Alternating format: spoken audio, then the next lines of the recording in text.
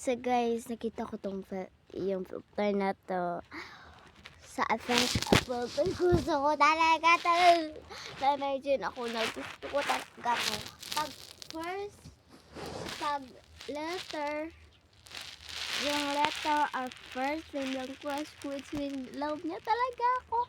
Pero pagka hindi first name niya talaga, hindi niya ako mahal. So, try na natin.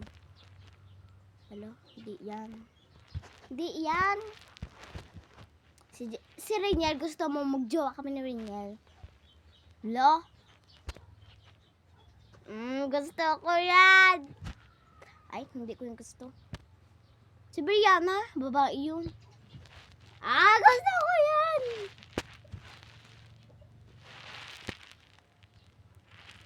Si Nino, pangit naman. Andrea, ako. Bakit puros A? Ayoko nga kay Andrel, no? Bakit wala ang K?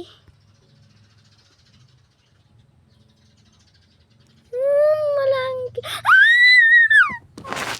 So, mahal talaga ako.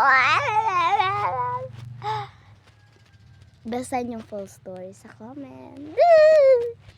Ng letter K.